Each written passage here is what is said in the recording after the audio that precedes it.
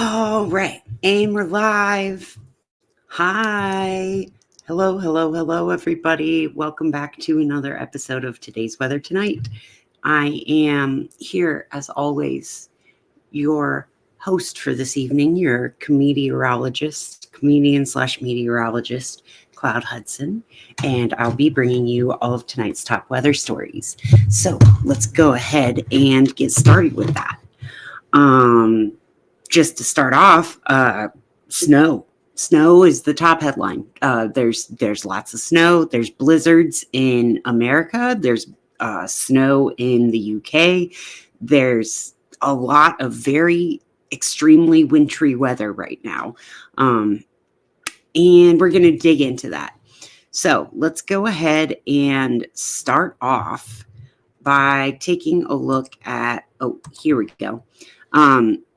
That was a little map of all the places that are under different weather advisories right now. Well, let's see. In the UK, they are also dealing with a big Arctic blast, cold weather, leaving roads impassable or hard to pass, stranding hikers out in the middle of nowhere. Widespread disruption. For being at such a high latitude, you would think that they'd be used to snow, but actually, this area hasn't gotten this much snow in quite a bit of time. So, it's not abnormal, but it is significant and remarkable in a time where climate is changing and we don't know when there's going to be consistent yearly snow. There's also lots of flooding associated with this where there's not snow. So lots of snow clearly visible. Car wrecks, adorable little corgis. Digby the dog plays in the snow in Studley Royal Park in North Yorkshire. I don't know. That sounded a little bit more Australian. North Yorkshire.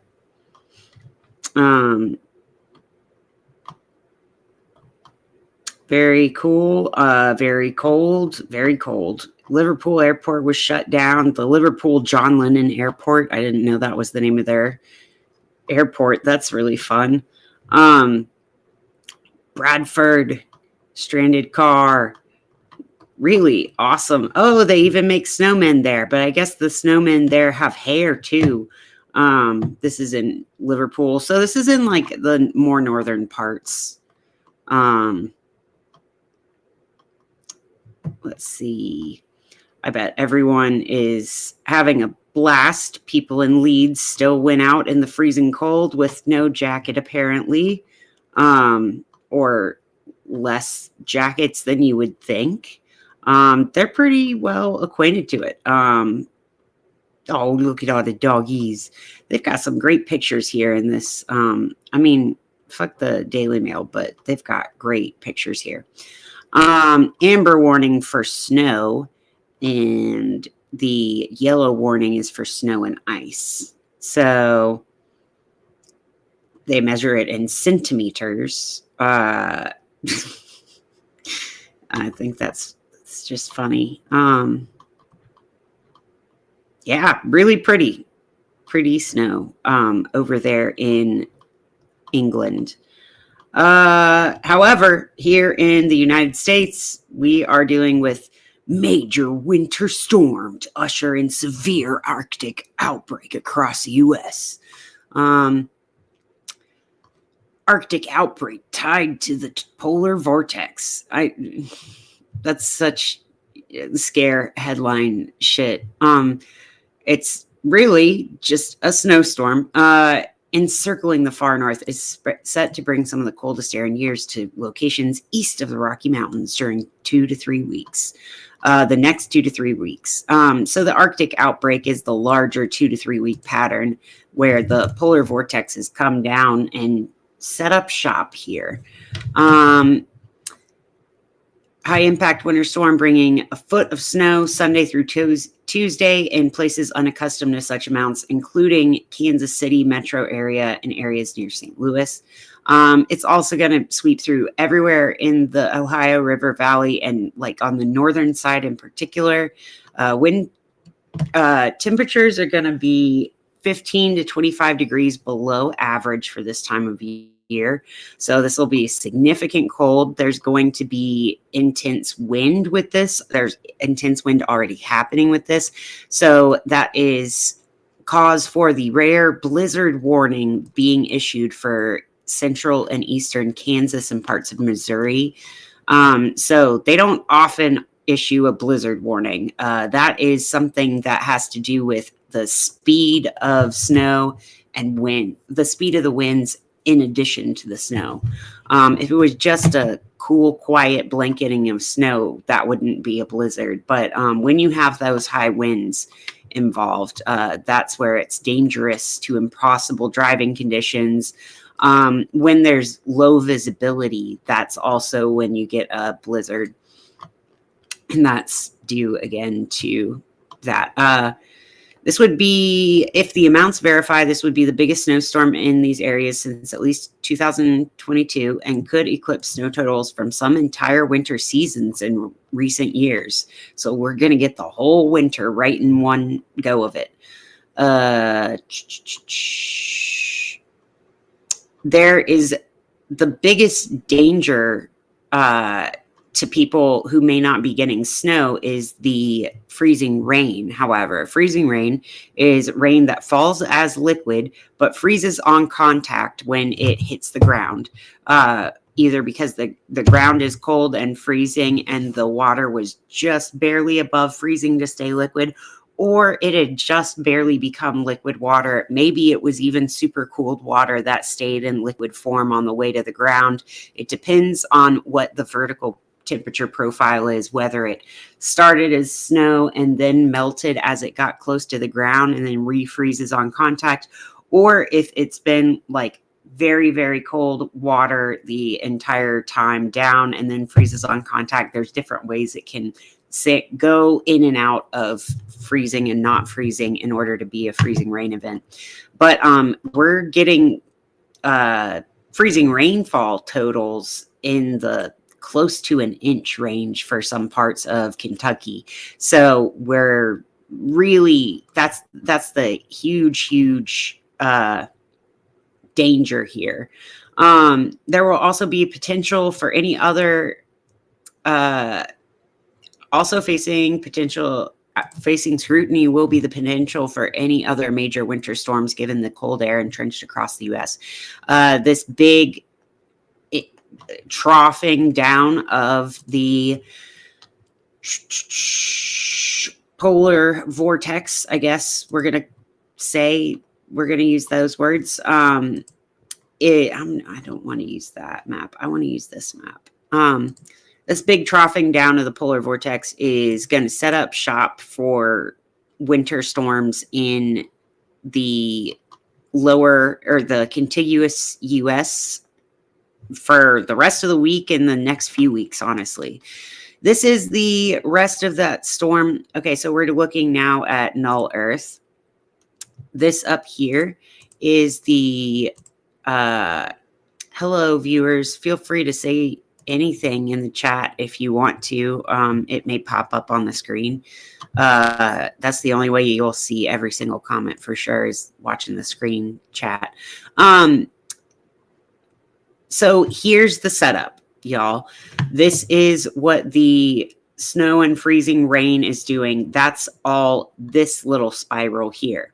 This big spiral here off the northeastern coast of Canada is left over from the previous system that just swept through here that gave us all those tornadoes and severe weather over the past week.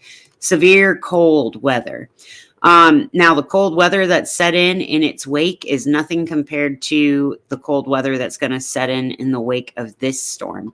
This is bringing in temperatures in the negatives. We're at like 16 below zero in parts of southern Canada. We're looking at negative temps into the high plains and already looking at single digit temperatures over here in like Nebraska and Kansas, Oklahoma area. As that air moves into the Midwest, I guess, region right here where the Mississippi and Ohio meet, Mississippi River and Ohio River meet, the cold comes in and forms this snow machine fed by the moisture from the Gulf of Mexico.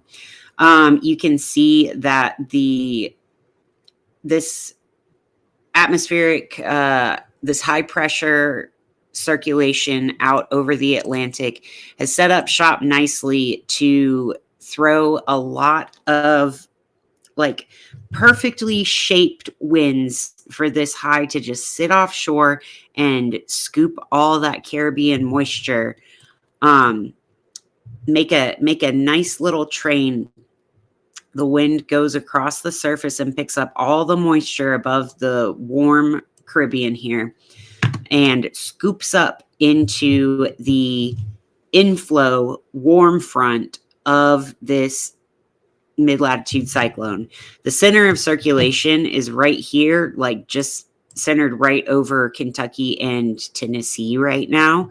And this big old trough right here interacts with that inflowing moisture, warm, moist air, causing a steep thermal gradient right here, like a really big warm front and a really rapidly changing temperature, which convergence of air masses and a steep temperature gradient, a center of circulation, all creates a perfect setup for this giant winter storm. This doesn't have, I guess it does have, let's look at wind speeds. I mean, wind speeds don't look as scary. You can see the massive, like very high dew points in the 60s down here in the Gulf where it's feeding in. So that is a lot of moisture. Let's see. Wet bulb temperature, which we talked about the other day. We've got a lot of, this is pretty significant 3-hour precipitation estimates. Cape doesn't look as scary as it could. Precipitable water is very high for a winter storm. We're looking at in the 30 plus kilograms per square meter volumes on the inflowing air mass. The total cloud water is really high everywhere, honestly, and that is not necessarily water that can be precipitated, but water that is able to be in the clouds right now. Our center of circulation, our low, is down around 1,000 hectopascals, which is pretty significant.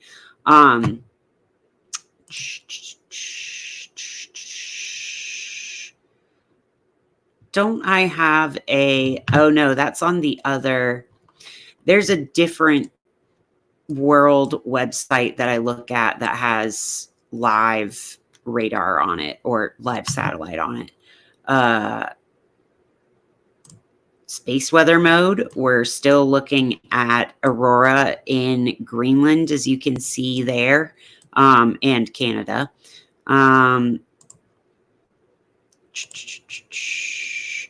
If you look at the ocean, you can see the influence of the winds on the waves there. And let's look at the UK here. So looks like they've got some cold air setting up. I mean, it's warmer right now. Cold air is definitely up in Scotland and Central Ireland, but they're getting a big influx of warm air from Spain and the Mediterranean on the more eastern side of England. So while some of this polar air is making its way down, they are looking pretty mild, balmy, calm over here on the East Coast. Let's see. What else is remarkable? It is summer down in the southern hemisphere. Australia is hot, hot, hot. That's, blimey, mate. Those are 108, 109 degree Fahrenheit temperatures. That's a lot. That's really hot. Looking nasty there as always. And then cooler as you get towards the Antarctic. But again, this is when the Antarctic polar vortex the southern polar vortex is tightest. It's tight butthole, clinched up. Should be the healthiest possible, but there are still patches where there are above freezing temperatures in the Antarctic. So, that's just what we're dealing with. Let's see. So got some cold air setting in across much of Russia, Mongolia, Western China. Yeah, cold air all around. Let's see the one where I can look at, I think this is null Earth. What's Earth School? Is it?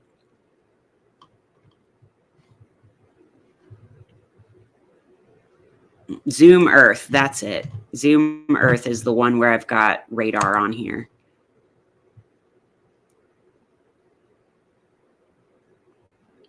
Here we go. Come on. You can do it. Okay, yes. So showing moderate to light rain, moderate to light to heavy snow, moderate snow. Let's see. Let's run this back a day and watch this develop. Just kind of creeping across.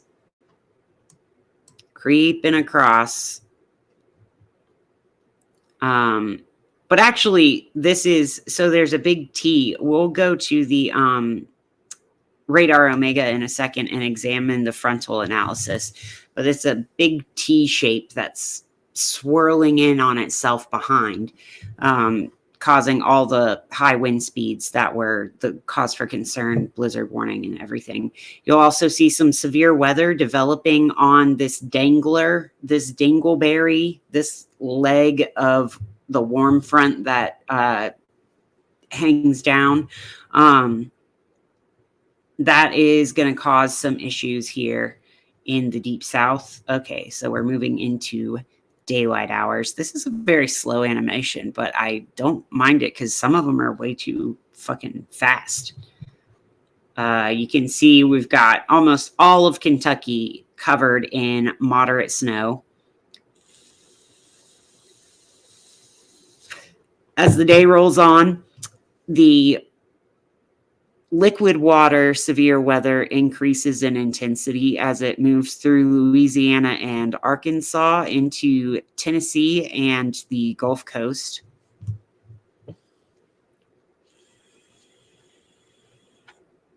Lake effect snow also going on up here.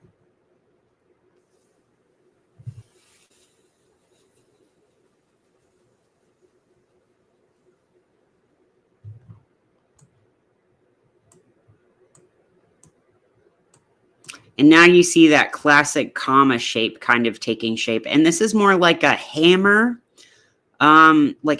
shape where there's a big area up top.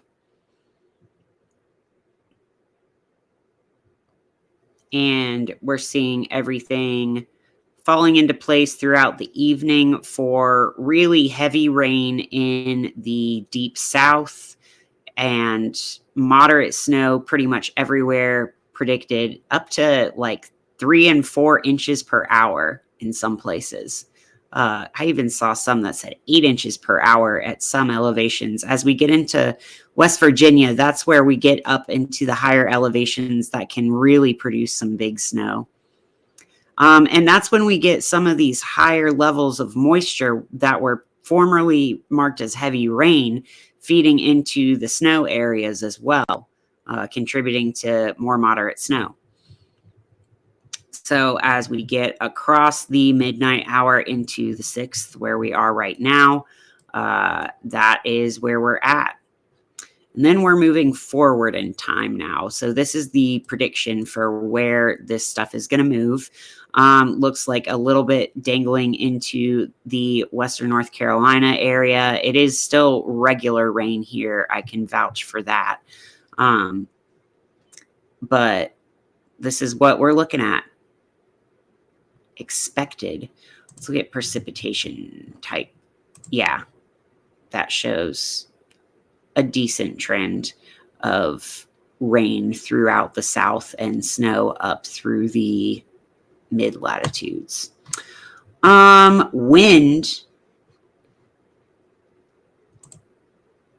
did look really bad earlier, like this time yesterday. As you see this whole thing forming, this is kind of like an interesting way to watch the storm unfold, is watching the wind vectors change as this unfolds. Watch some of these numbers here.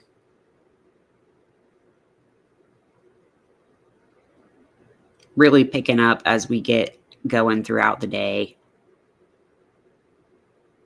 Those high winds also a lot higher at higher elevations. So like that's why we've got high wind advisories in the Western North Carolina area. High wind advisories also up there. Let's actually go look at our current hazards. Current hazards map. Okay. So we only have like 5 counties left in a blizzard warning, and that is in northern central Missouri. We have high wind warnings here in eastern Kentucky, as well as a high wind watch. High wind watches and warnings in effect. We got wind advisories throughout the deep south. We have a freeze warning for the Gulf Coast of Louisiana and Texas. We've also got freeze watches in effect in southeastern Georgia and northern Florida. Red flag warnings still in effect over here near LA in Los Angeles County, and also some wind advisories over there in California as well. Looking at some winter weather advisories on the outskirts of the central areas of these storms, as well as in our regular snowy year-round spots like in Idaho and Montana. Only one dense fog advisory. Few flood warnings also in effect. That's mostly for the places that have gotten the severe liquid water weather. We're under a winter weather advisory in Buncombe County here, the county I'm in North Carolina, and a lot of North Carolina counties are actually under a winter weather advisory now that the storm has started to get here. Most of the warnings are winter storm warnings. We've got winter storm warnings and ice storm warnings. The pink is winter storm warning, and this purpley magenta is the ice storm warning. The more southern end, that transitional zone between the big horizontal band of snow and the big vertical band of severe rainstorms, severe thunderstorms, this transitional zone is where we're getting the ice storm. And so that is where we're going to need to watch for those most severe power outage risks. Because snow's one thing. Ice storms are really what do the big damage when it comes to power outages. Let's go ahead and, before I go off of this, before I click away, let's take a look at our volcanoes real quick. I don't want to skip volcanoes and earthquakes. The The weather said, look what I can do. Yes, exactly. The weather really did say, look what I can do. It's amazing. It's quite impressive.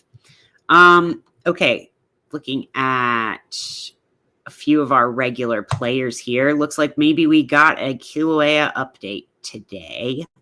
Okay, fountaining seems to be stopped with only degassing from fissure vents as captured today. That is Kilauea for sure. Ibu, Sakurajima, and Suwanosejima exploding and erupting. Samiru had volcanic ash. Okay, Kilauea eruption. The eruption within the Halemaumau crater came to a halt at approximately 8:40 p.m. local time of the lava draining back into the southern vent, which was the sole vent actively erupting at the time. The seismic tremor also began to decline around this time, and the summit deflation, which started on December 29th, is ongoing, but expected to slow, stop, or transition to inflation in the coming hours.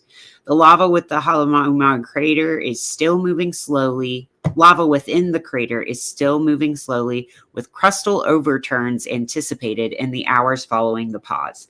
While the vents may continue to emit a glow, degassing remains at elevated levels. Gas emissions measured yesterday were approximately 30,000 tons per day.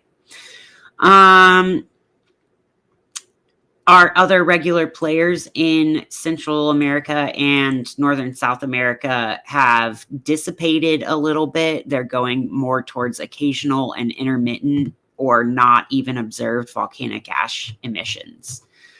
Okay, let's go to our earthquakes. Let's see.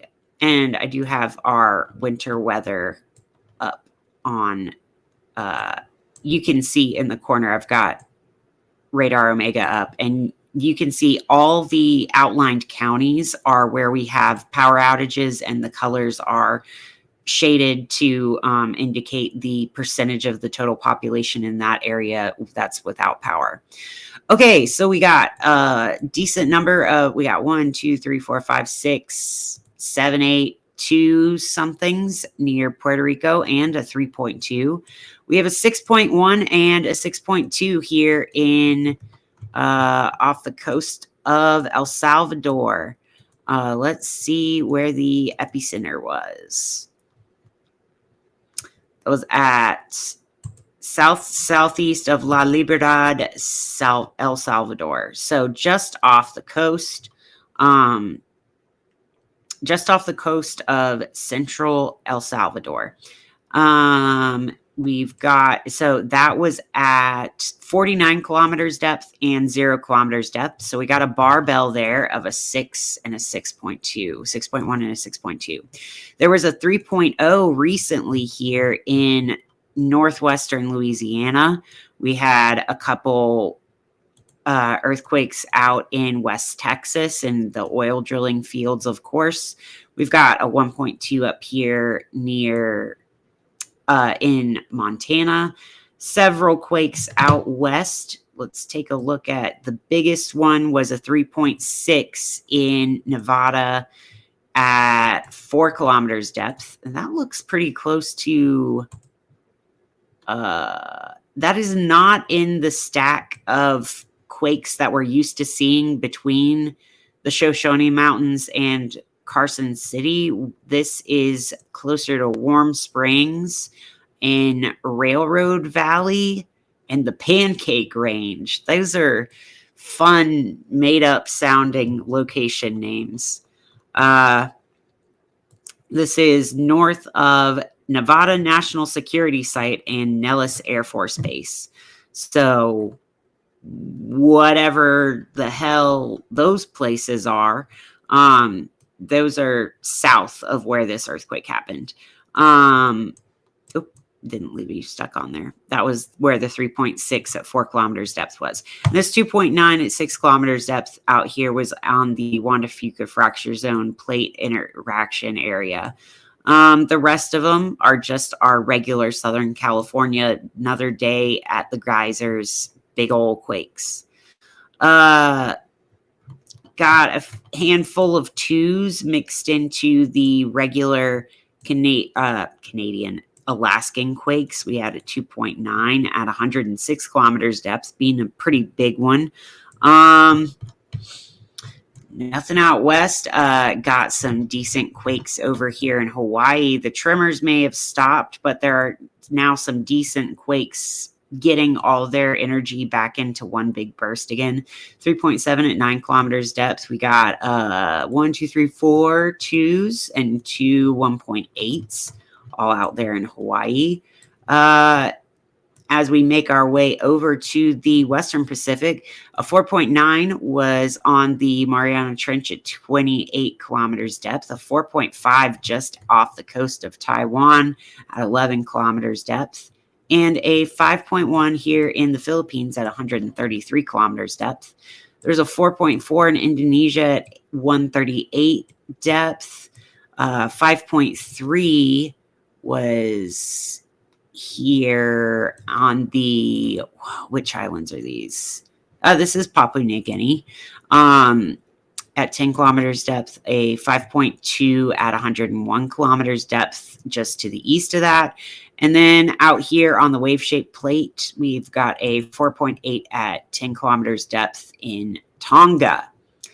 Alrighty, wrapping us up, we've got a couple quakes in Asia. We've had pretty quiet conditions from Asia recently, but we've got a 4.5 in Western China at, 10 kilometers depth, and a 4.2 at 156 kilometers depth. This is just on the other side of the border between Tajikistan and Afghanistan. This is actually on the Tajikistan side of it. Usually we get these earthquakes on the Afghanistan side of this border region. So that's pretty interesting. It was very deep, or pretty deep, at 156 kilometers depth. We also had a 4.4 at 10 kilometers depth down here in Iran. Am I right about that? That's Iran, right? Yeah. This is near Minab, Iran, just like northeast of it. Let's see. What else? Oh, we're still looking at lots of earthquakes out here in Ethiopia. That is not slowing down. If anything, it's speeding up. We've got 1, 2, 3, 4, 5, 6, 7, 8, 9-ish pretty shallow earthquakes, all at 10 kilometers depth. I think that is the depth at which they triangulate earthquakes if sensed from other earthquake sensing stations. The 4.1 here, also a triangulated one just off the coast of Turkey. Nothing else, looking pretty clean, except big news, got that 6.1 and 6.2 off the coast of El Salvador. Okay, let's go now to look at earthquake 3D.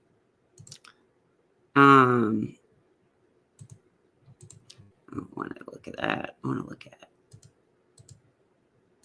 Let's have this in the corner. I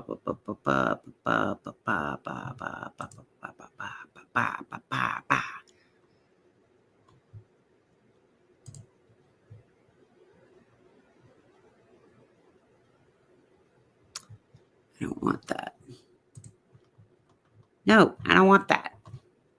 There we go. Okay. We'll just keep this going in the corner. So here's our very weird looking warm front, and very weird looking because it has to take into account that high, and there's like even a trough embedded into the warm front itself where it's struggling to get over the mountains, probably messing up some of that analysis there.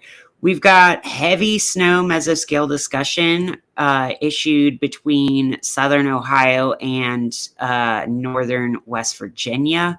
This whole area. that is heavy snow in the vicinity of Wilmington, Ohio, will spread eastward into West Virginia tonight. Snowfall rates around 1 inch per hour possible. Strong ascent from a potent 850 millibar jet, as well as an approaching shortwave trough. That's what I was just talking about, the trough embedded into that warm front, will promote efficient dendritic growth and snowfall rates of around 1 inch per hour tonight. Recent observation from Lebanon, Ohio, in conjunction with the KILN radar data. I think that's some Illinois radar. Suggests moderate snow with embedded heavier pockets is occurring. Snowfall is primarily focused north of the Ohio River Valley, or of the Ohio River, and the expectation is for that to continue. These heavier snowfall rates will eventually shift eastward into West Virginia. Okay, now we can talk about how this severe weather outbreak in the Deep South isn't getting as much press, but is causing some power outages and some special weather statements of its own. Got wind gusts of up to 40 miles per hour warning issued here near central Alabama. We've got special marine warnings off the panhandle of Florida. This troughing here, this cold front is bringing in some rapidly moving air. Some of the storms are moving in the translation of the entire storm itself isn't moving in the direction of this axis of storms, which is a good thing. There would be a much higher flooding risk if the direction of this thing's movement were like that, then it would be a lot worse. But this is more like that. So we're probably not as bad on flooding as we could be. Up here is all of our snow in Missouri, Illinois, northern Indiana, northern Ohio. This area right here, the hollers of Kentucky and West Virginia and far, far south, southern Ohio. This is where we're getting that really heavy icing event going on. I think everywhere from southern Indiana to, honestly, southern Illinois to West Virginia needs to be worried about icing. And you can see that in the power outages recorded. There are some counties here that are over like 50 and 60% of people without power. 74% of people without power in Alexander County. Now, that's a very rural one, so it's kind of throwing off the ratios, but like 39,000 people, 12,000 customers out, 8,000 customers out. There are thousands and thousands, tens of thousands of people without power right now because of the storm that's currently moving through this area.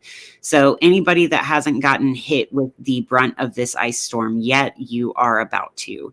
It looks like the front of power outages, if you'll let me call it that, is currently stationed in West Virginia and Western Virginia. Virginia. I always sound so like Southern when I mess up Virginia. I always say Virginia, and I'm like, that's not how you say it. 90% of customers in Spencer County, Indiana, are without power. There's 9,648 customers, and there's 8,773 customers out as of 1:17 a.m. That is a fuck ton of customers without power. That's crazy. We're also seeing lots of power outages in Kentucky, where this is also moved through. Western Kentucky wasn't quite as bad because it's the lower elevations. And I feel like the storm got a little of its energy out on the other side of the Ohio River. But once this storm got back up into higher elevations in the Appalachian higher elevation Appalachian areas of eastern Kentucky, we started to get a lot of power outages.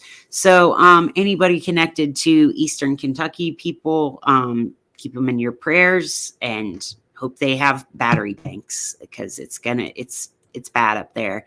And it's getting bad in West Virginia and regular Virginia too. Regular Virginia, is that how we're referring? Is that a good way to refer to the state of Virginia? Just regular Virginia? Normal Virginia, the normal one. West Virginia is the more normal one, I think. Okay. So this is our regular reflectivity, just what the radar is giving us, no interpretation of the type of precipitation. And you can see that the impact of a storm can't necessarily be estimated just from its reflectivity, because while this severe weather outbreak is causing power outages, if reflectivity was correlated to power outages, then there wouldn't be this big swath of power outages here. What's actually happening is that the ice storms are more correlated with the significant power outages. And honestly, it looks like the ice storm, then the strong winds behind it. Because remember, even where there's no rain or freezing rain or snow in this little pocket in the wake of the storm, there's still some really fast moving winds going every which way on the backside of this. This is where the center of rotation is. This is where this rotation is centered. So this is where those winds will be changing directions, blowing really fast. So not great to get a lot of ice on your trees and then have them blow all over the place. That's probably where a lot of these power outages are coming from. And even the clouds up here that look thin are producing snow. Something that would be shaded for, like, reflectivity is shaded in green, yellow, and orange for those non-snow levels. It would only be clouds in a temperature that wouldn't produce snow, but in a temperature that is capable of producing snow, the type of clouds that would be non-productive for rain are productive for snow. So seeing all this gray and white color grading on the map is a little bit deceiving, because the clouds that are represented by this gray and white scale here actually are capable of producing snow. They're just like, since this color grading is done for rain size temperatures, this kind of cloud usually wouldn't be producing precipitation if it was liquid water precipitation. But since it's frozen water precipitation, it can fall out of the sky there. I hope I've made that clear. This is that little embedded trough, that shortwave trough they're talking about. There's also a large trough that is going on overall to pull down all this cold polar vortex air. This is just going to be a mess, a nasty mess everywhere from Springfield, Missouri to Roanoke, Virginia, probably all the way to Richmond, Virginia, if I'm being honest. Might peter out over in the overnight hours. We'll see.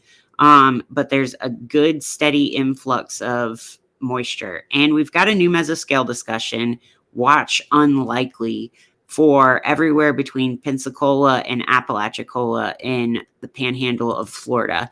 20% probability of watch issuance. So they're probably not going to issue tornado watches tonight.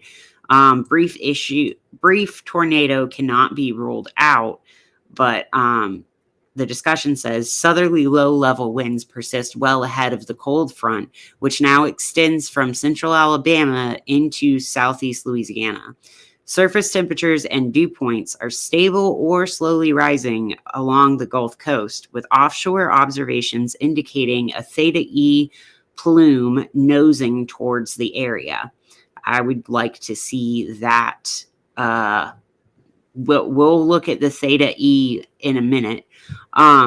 A north-south line of thunderstorms has developed offshore along the eastern periphery of the instability plume, with northern cells likely to affect the coast soon. Shear profiles favor supercells and waterspouts, or brief tornadoes may occur. A watch is most anticipated at this time, a watch is not anticipated at this time due to the limited coastal area most likely to be affected. However, surface observations and storm trends will need to be monitored over the next several hours for possible small-scale tornado risk, as shear profiles remain impressively strong. Shear profiles, that's the wind direction changing with height, or the wind speed changing with height, or the vorticity of the wind changing with height. Those are all shear profiles. That's like how much pushiness, like how much of a little spin like that, the winds, the changing in the qualities of the wind will contribute to spinning up tornadoes. And you see this, that is exactly the things you would be looking for tornadoes in, especially if it were earlier in the evening and there were still some more atmospheric energy available to feed the development of these isolated supercells. But they're trying to form a line, which is good for avoiding tornadoes, but not always. But this little dangler, this dangly bit out front of the cold front is where isolated supercells would want to spawn tornadoes if they did spawn. Already got some power outages here in Swain County in western North Carolina. That is one of the higher elevations, more rural, harder power lines to get to. Tazewell County and Dickinson County in Virginia also already have power outages. Wyoming County and Raleigh County in West Virginia have power outages. As we get into the bulk of this storm, as the bulk of this storm gets into Kentucky, it's been causing a lot more power outages in eastern Kentucky, percentage-wise, than in western Kentucky. I think my folks who are watching are close to Elizabethtown, and they're not doing too badly there. There's just a decent amount of snow coming around. So a lovely little snowstorm for some of you. A fun wintry time for some of you. For a lot of you, terrible timing, very bad icing, power outages, and gross weather. But buckle your seatbelts. Let's see. I'm gonna go.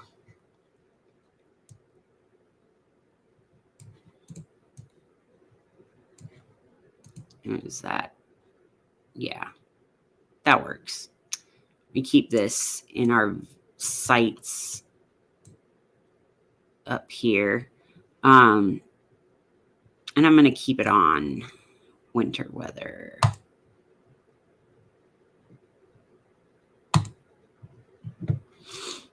And let's go here. Okay, so this is our satellite view, courtesy of windy.com. Let's go to, do I have a College of DuPage saved?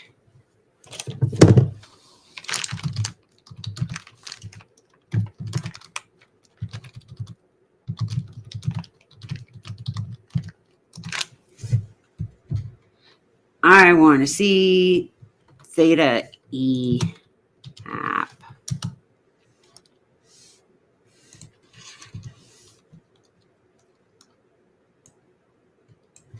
Weather.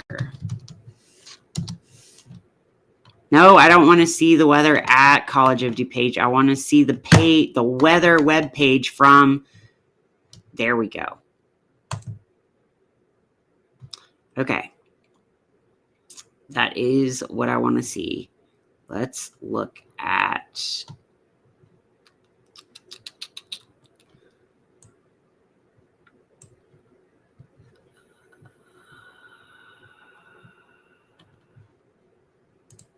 I don't want GOES imagery. I want.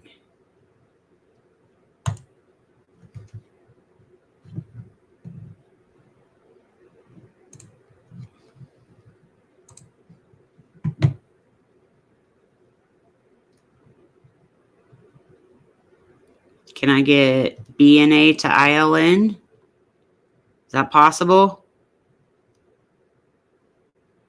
No.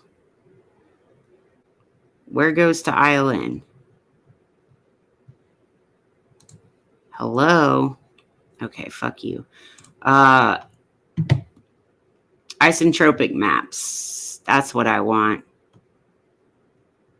It's not necessarily, that's not actually what I want. Looking at the isentropes, this is lines of constant entropy. I don't have a good way to explain it, but entropy is basically chaos. It's a measure of the absolute value of your equation of state. No. Things can move along isentropes. So yeah, no, I think it is around an equivalent of the absolute value of the. I don't know what I'm saying. I'm going to look that up and get back to you and see if I'm right about saying that it's the absolute value of that equation. Because I think that it's basically, you can move along those lines because it doesn't have to use as much energy to change any of the state variables to go that way. I want to look at our product menu. Where is theta E? I know it's on this website.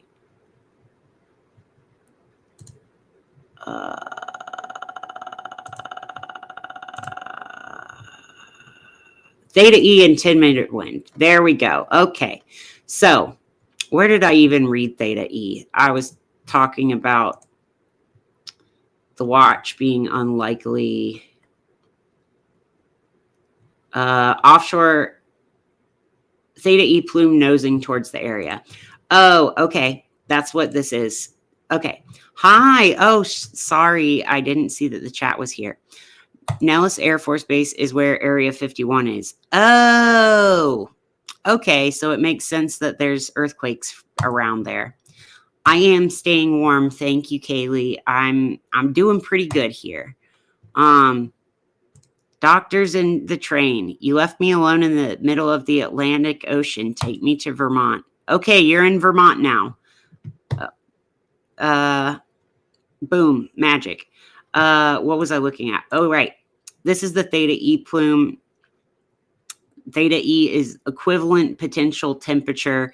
So potential temperature is theta. Theta E is equivalent potential temperature. It's the temperature you would be at if this parcel underwent a process that I forget which process we're doing. I think it's like adiabatic something. It's another one that shows you this whole area doesn't have the same temperature or pressure or wind value, but these have the same like stuffness. There's a similar quality to this. I need to have a better. Does my field guide to the atmosphere have? No, that's not going to have a definition of these variables. Of course it wouldn't. No, of course it wouldn't have.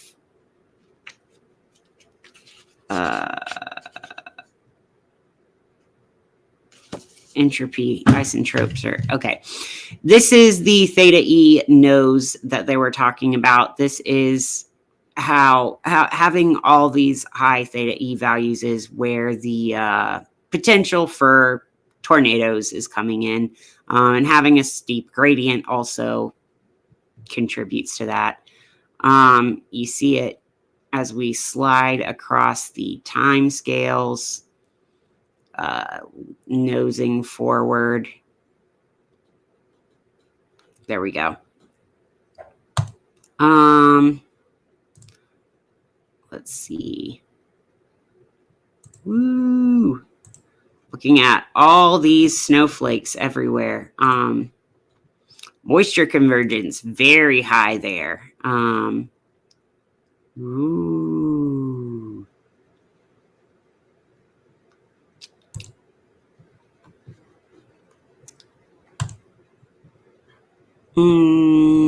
Vorticity advection. What else do we want to look at? 300 millibar jet. So this is the upper level jet that is got our trough coming down that's sucking all this cold air down into the continental United States to create this. And it's just setting up shop there. These are all analysis products, folks. This is actually what happened. Nope, that's not what I wanted either.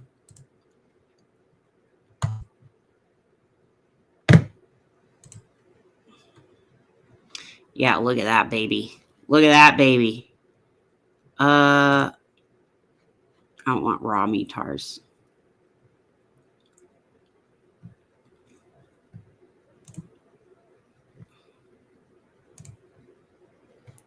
Okay, so this is the upper air sounding for KILN. I think this is in southern Ohio. This is, gosh, okay.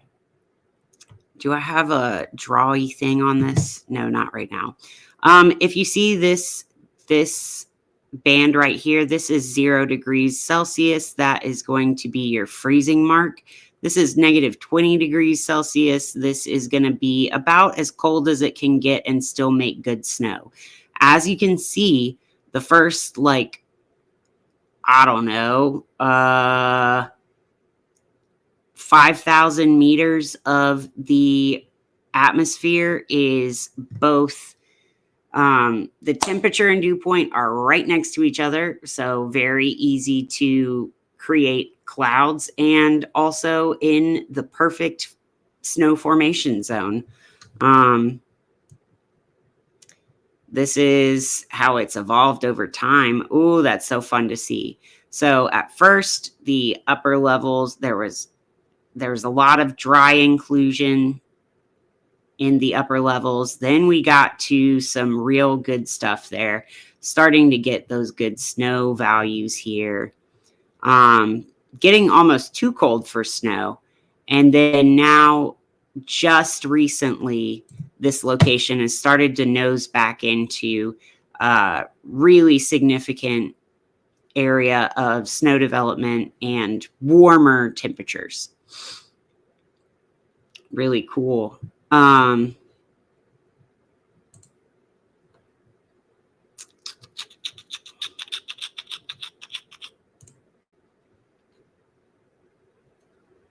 Yeah. Let's see. Moisture advection, temperature advection. Nah, I'm not going to look at all this. I'm not reading all that. Why can't I look at... I don't want to look at this one.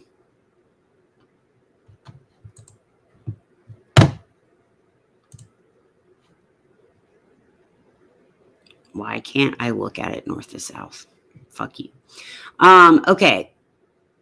Let me just move on. Let's talk about basically it's snowing and icing all over the place, and we're going to continue to see updates about that. Let's look at the Schumann resonances.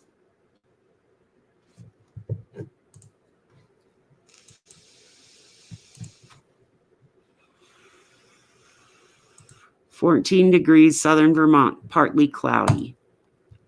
Thank you. Indeed. Okay. Schumann resonances. Let's look at the sonogram. Hey, we've started to quiet down. Things are getting a little calmer in the past 12 hours. January 5th, also a pretty quiet one after we had a very high frequency burst there. Not nothing still. This would be remarkable on a normal day, but compared to all this noise, it's not that bad. Just a few little blips on the radar. Frequencies have been getting back up there to their higher sides, except for mode 1 frequency dropped a little. Let's look at our magnetosphere. It's been an eventful solar system recently.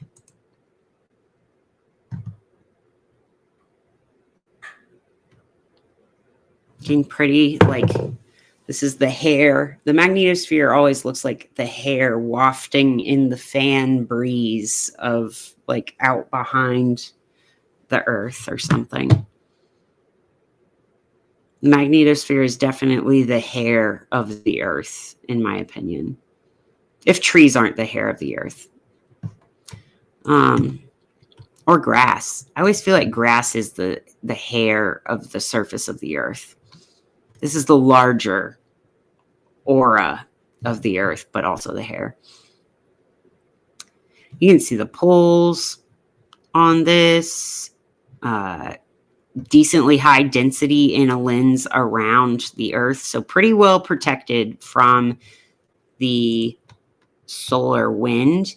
And we have a pretty high pressure ring around the Earth too, meaning those charged bands around the Earth are pretty rich in charged particles, ready to precipitate, but not forced to do so yet, which is also why those Schumann resonances don't look so high.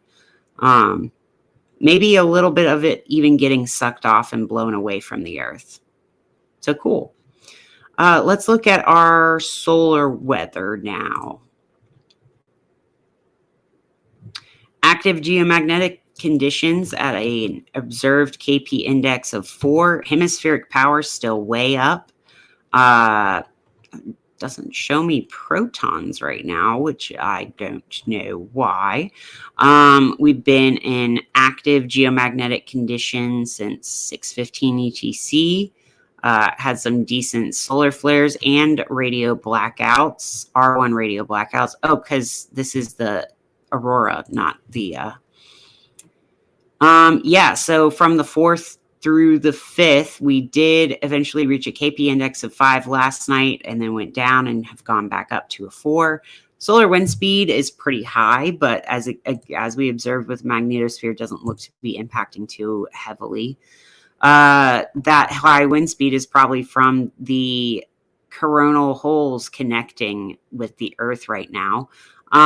That looks kind of like a skull. Do you see these sunspot groups and this little triangle nose and a little smiley face or something as like a big skull? That's interesting. 3947 is the one that gave us those X-class flares. We've had like 3-4 X-class flares already this year. Remember how last year started off with a big X-class flare? This year is shaping up to be just the same, having lots of X flares. 3947 looking healthy as a beta gamma delta type. That's one that's just like irregular. If it was a mole, you would want it looked at. I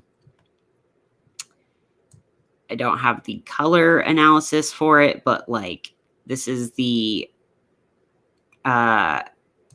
order of the polarities, like this, the east or westness of the magnetic polarities of the like lobes of this storm are in a direction contrary to what they should be, meaning that they're like spinning around a lot. I don't know why this isn't showing the X flares. Oh, this is just solar flares from today. It had a 3.1 and a 1.4. Let's look at our solar flares from today. You can see yesterday's X-class flare here, an X 1.85. So anybody sensitive to that X-ray radiation, that's why you can feel it. And we had 2 on January 4th. Big deal. Today on the 5th, we've had 1, 2, 3, 4, 5, 6 M-class flares. So our most recent one being our highest one in the past 24 hours being the M4.11. These were mostly from 3947. Let's see.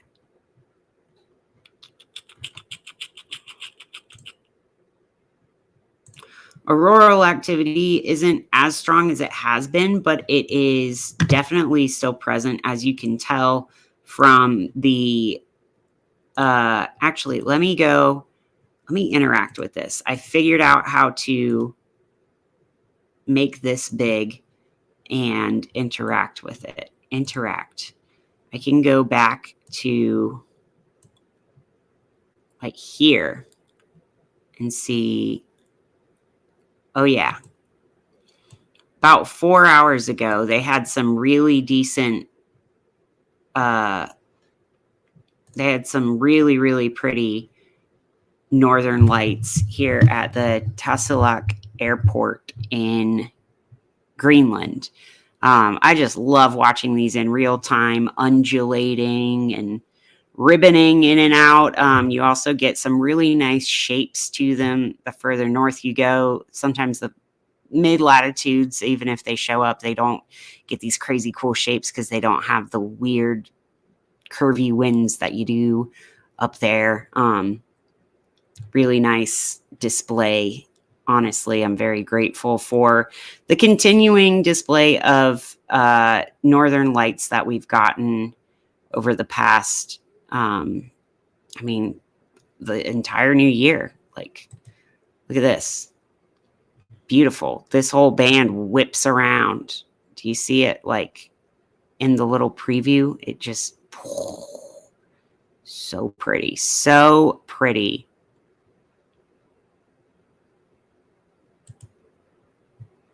You can see it like moving in its cloud-like ways. This is me just clicking through the past few hours.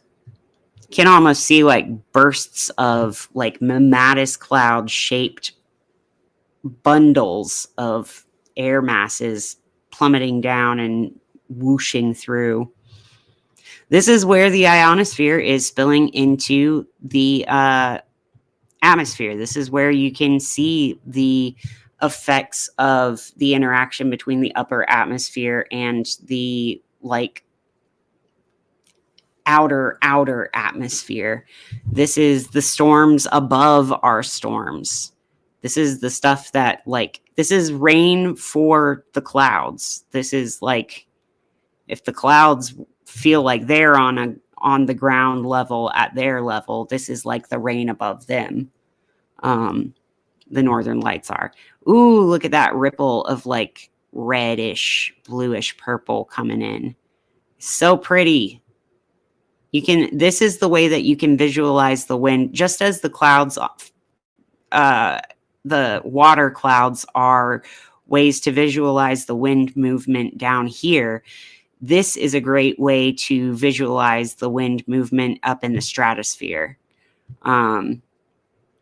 It's kind of hard to get an intuitive sense for stratospheric air motion because of the lack of visible water clouds. But when we get these charged particles intruding into our atmosphere, releasing light, we get these awesome displays of color and awesome displays of literally in real time moving clouds of brilliance. Okay. I'm going to leave that being pretty in the corner. Next, let's talk undulating. It's spelled like this.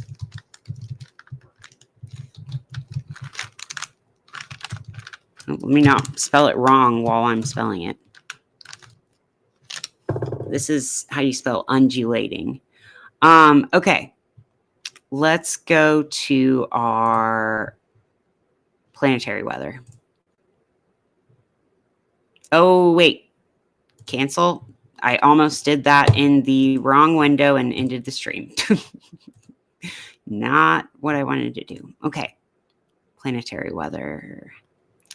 So our planetary weather here, we have the sun in Capricorn at 16 degrees, applying to a square to the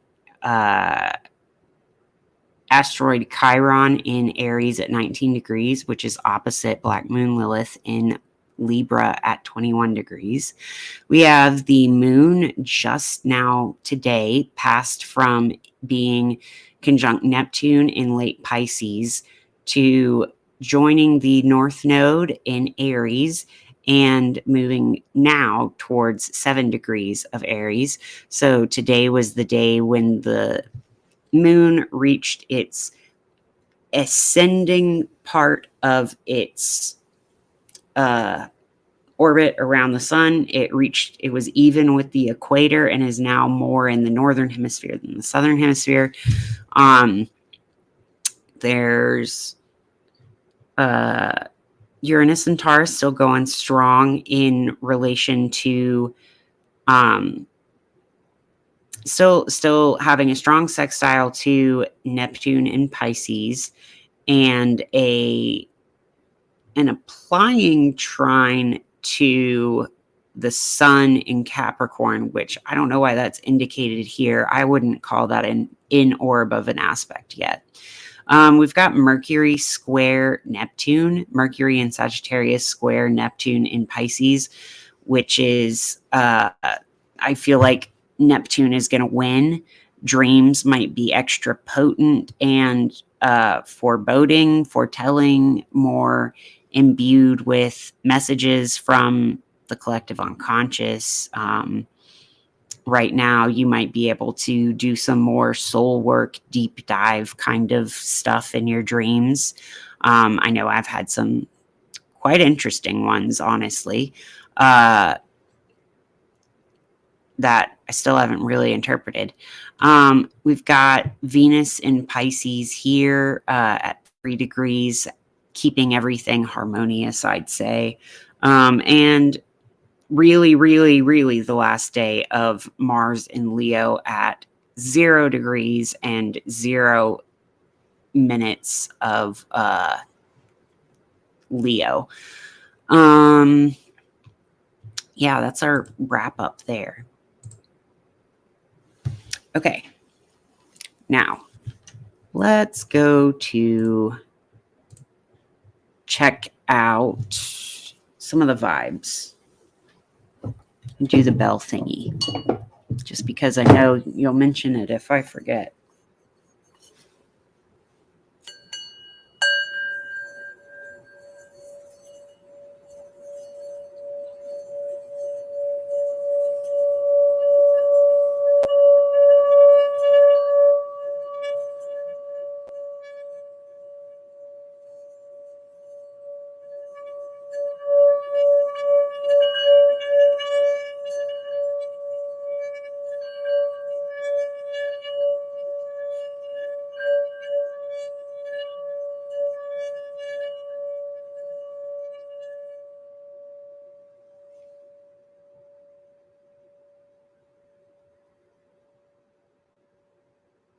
Okay. Pray that this is the most compassionate and loving reading I can possibly do with this vibes reading. So, Selenite bringing us messages from a very optimistic oracle deck.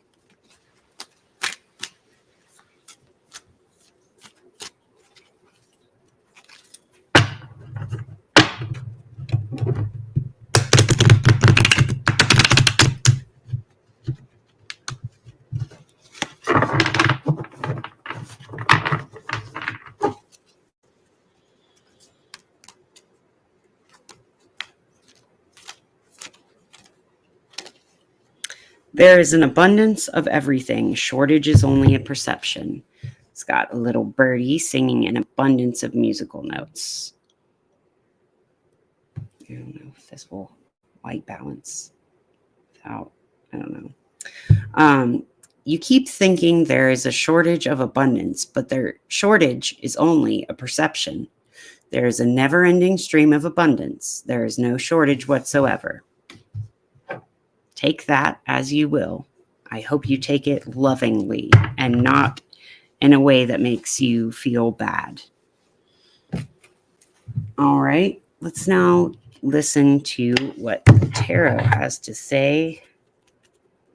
Maybe not much. I feel like it doesn't want to talk today, for whatever reason. It wants to remain subconscious. I'm going to pull a card for me. I think this is just for me to take in right now. I don't know why. I'm just getting that vibe.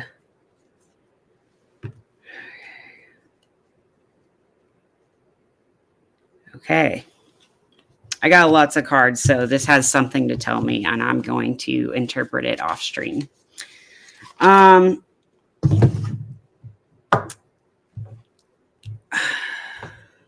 Okay.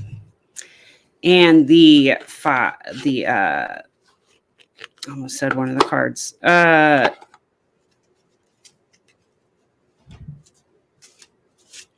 Message from the liminal space, of course, powered by and best friends with pet rock of ocean jasper here.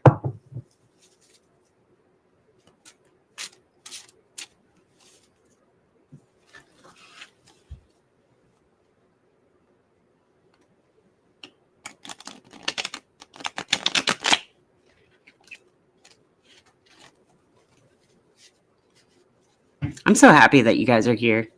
Welcome, all 5 of you. I'm very happy that you're here.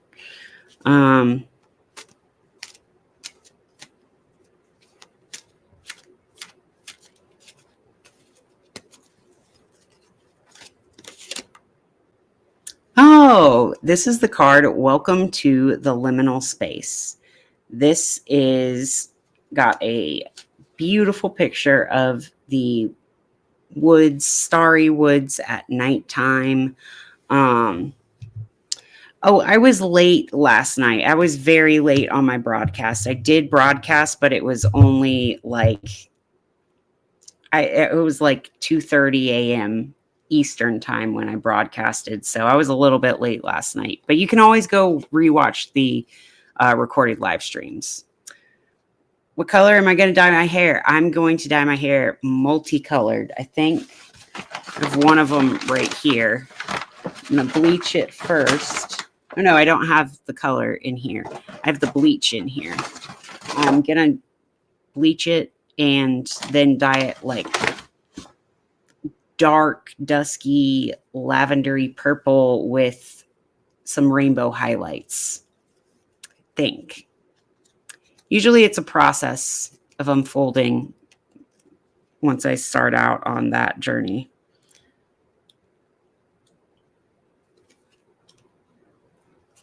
Okay, welcome to the liminal space. The waiting room of the universe feels something like this, where you are not quite lost or found, here or there, alive or dead. For those in need of deep transformation, this is the only way, as no one leaves quite the same as how they came in. Your number will be called soon. So you are in the waiting room. You're in the lobby. You're in the liminal space. You're in the parking lot of life currently. Your number will be called soon enough, and no sooner and no later than exactly when it needs to be called. There is an abundance of everything. Okay. I am going to sign off with that. I love you guys very much. No, that doesn't mean we're going to die soon. It means that I mean, we're mortal and our physical bodies do end at some point. So if you're waiting to get raptured, don't focus on the rapture. Just focus on what you're doing now in the waiting room. Some people really want to get off this planet, and they're not off the planet yet for a reason, because you still have work to do. You still have something to do here in this waiting room. Maybe you're still filling out the paperwork. That's what this whole waiting room is about. You don't have to die soon if you're not supposed to. No purple, please. Well, it's not going to be like purple. It'll be like gray with purple-ish tones. Yeah, I might. Yeah, I don't know. It's not going to be like purple hair. It'll be like dusky gray with iridescent highlights. Kind of, I'm wearing a purple stone right now. Maybe something like that. Okay. I love you guys so much. I will be back tomorrow. Have a great evening. Bye.